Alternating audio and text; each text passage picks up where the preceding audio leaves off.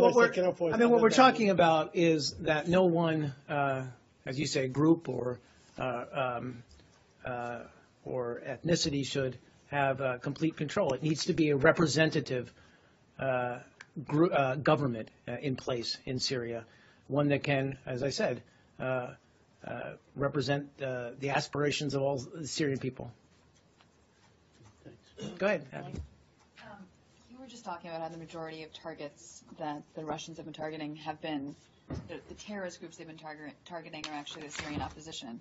And Lavrov was adamant last night that they maintain the right to continue to bomb terrorists.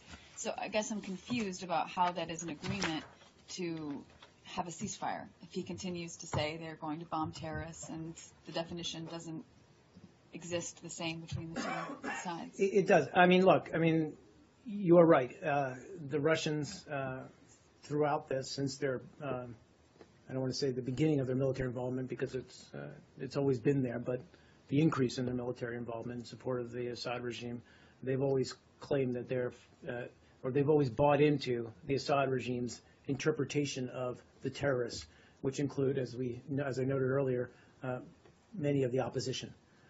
We just disagree firmly on that, and Russia's bombing of these groups, and frankly, its indiscriminate bombing writ large, needs to stop. It needs to end.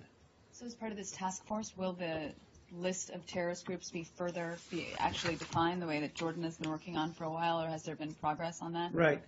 So, and frankly, I got a little bit more clarity on that.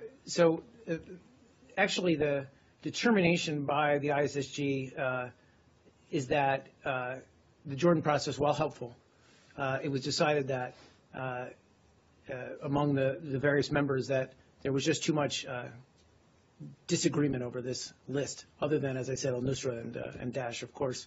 And so that actually has been that task, if you will, of delineating or deciding rather who are the terrorist groups has been handed over to the UN under UN auspices. So it's really under their auspices now that such a list or such a group would be created. One more. Yeah, go ahead. Within that task force, one of the things that was talked about was the delineation of lines for the ceasefire. If the groups such as al-Nusra and these other terrorist groups aren't defined and they're all sort of amongst each other, how do you draw the lines for where the ceasefire should stop?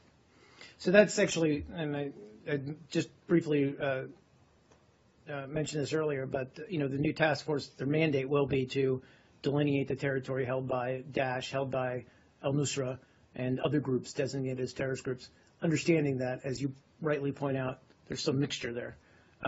That's part of the challenge here, but that's one of the goals that they're working towards over the next week or so.